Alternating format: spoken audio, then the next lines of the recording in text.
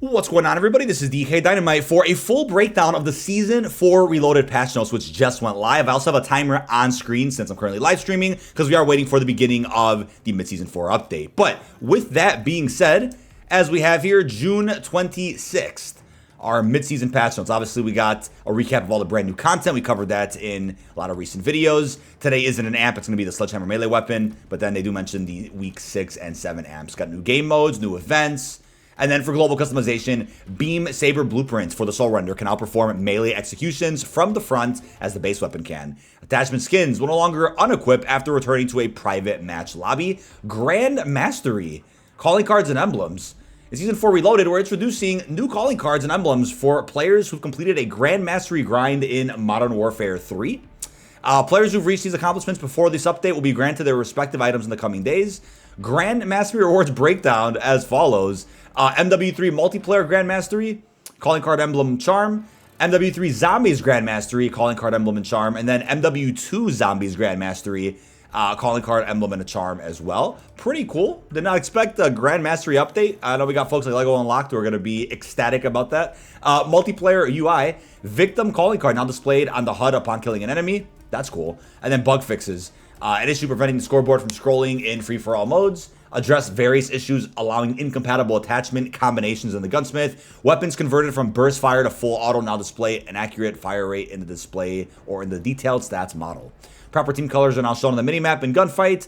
HUD widgets now properly display downed teammates in cutthroat. Calling cards, we got issues there. They were fixed for challenge completions, exploits with gunsmith, pros and cons for various attachments to more accurately reflect their true stats.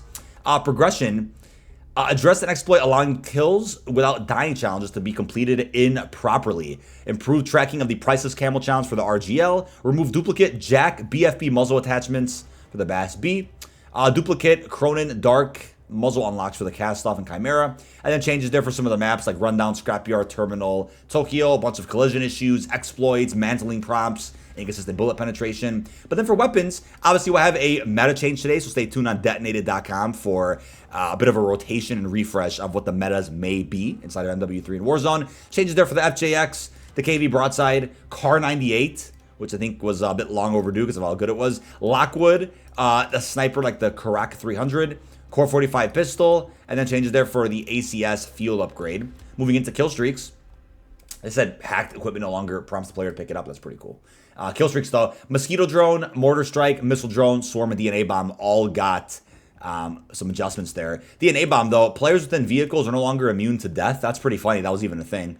But yeah, lots of changes there across the board. Ranked play, unrestricted the MTZ and the Holger, which is interesting. So that's actually, I don't think I've seen any unrestricted weapons this year for MW3 rank. That's kind of cool. But then unstable rifts over in zombies. That's obviously today's update. We're going to cover that and make a guide on it. But for bug fixes, fixed inaccurate weapon ammo counts being displayed on the HUD. Addressed an issue causing parties of 3 or more to become stuck while matchmaking. Camel unlock requirements for melee weapons will no longer display inconsistently. And resolved an issue with notifications repeating and duplicating and replicating for some unlocks. Prestige 14 zombie calling card. Now tracks properly. They also updated the Jack Decimator. Pack will no longer remove the full auto firing capability. Sniper rifle, equipping an explosive ammunition will no longer prevent ammo mods from being activated. And then that's it for the base game. Obviously, got some pretty healthy changes there for Reloaded, but definitely expect even more with like Season 5 in the next couple of weeks. Now, what is that, July 24th, I think? But moving into Warzone, let's see what we got here. So, as you can see, the Altered Strain event has begun over in Urzikstan. The NA bomb has set off near Pop-Off Power. And there's also a challenge event called Altered Strain, which we'll read in a second. But Pop-Off Power Meltdown obviously got the updated area of the big map. Pretty damn cool. Mutation Resurgence, new LTM, which I think is cool. It kind of goes hand in hand with the Mutation multiplayer mode for MW3. It's kind of cool we got the same modes. But playlist-wise, here are the updates for today, lasting until July 3rd. Mutation Resurgence quads for Urzikstan POIs. Rank play trios on Rebirth. Plunder quads Urzikstan. Battle Royale all squad sizes for Urzikstan. Resurgence solos and trios map rotation with, I believe, Fortunes, Rebirth, and Vondel. And then quads Rebirth Island. That'll be our playlist set for the next week. Gameplay-wise, Urzikstan Specialist perk. Now available on the big map. Players who find specials will immediately receive the benefits of every Warzone perk simultaneously. Can be acquired via bunkers. It's probably the only way to get them. Keep in mind, redacted weapons are also live. Can be acquired via bunkers and other undisclosed locations. A new set of specially curated weapons now available on the big map. Head into battle with the upper echelon of weaponry through new redacted weapons found within loot hot zones and bunkers. So they actually reveal the undisclosed locations. Those are the loot hot zones. I think it marks on your attack map when you're in one.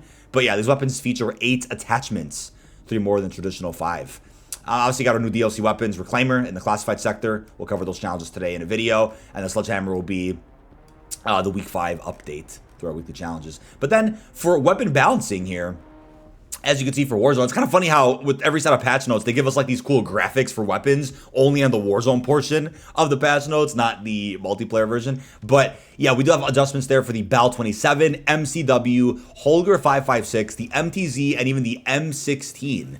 So quite a few changes there, which I think will impact the meta quite a bit. But yeah, we also have the MTZ 762, which got an adjustment. And then weapon adjustments for the FJX Horus, Striker, and even the Rival 9. LMGs, we got the RAL MG, Sakin, the RAP H, and the HCR. All Modern Warfare 2 LMGs. They got some changes there, either when you find them in ground loot or when you run them as your loadout weapon. And then lastly, we got some adjustments there for marksman rifles like the Lockwood MK2 and even the Kar 98K. Look, I get it. The Kar 98 is great. It's played very well since the release at the beginning of Season 4, but it's a little too good to the point where they got to tone it down just a little bit, just a pinch, so that it's not the best weapon in the game right now, you know what I mean? But for other loadout adjustments, lethal equipment, we got C4. They got an adjustment there, which decreased max damage, outer damage, max radius. They've adjusted the Mosquito drone. Damage no longer dealt to the kill streak owner near a drone explosion.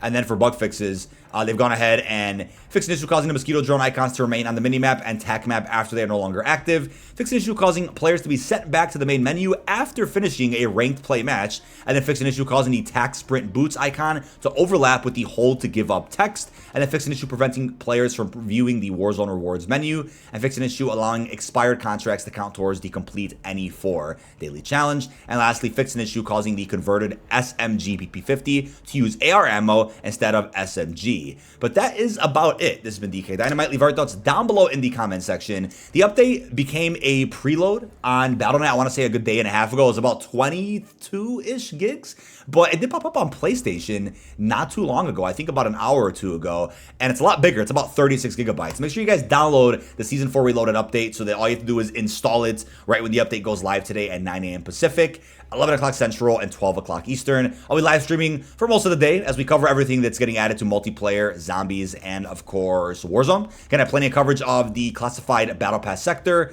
the new events that are starting, as well as anything that gets added to the store. So hope to see you guys there on stream. Really hope you've enjoyed, and peace out, everybody.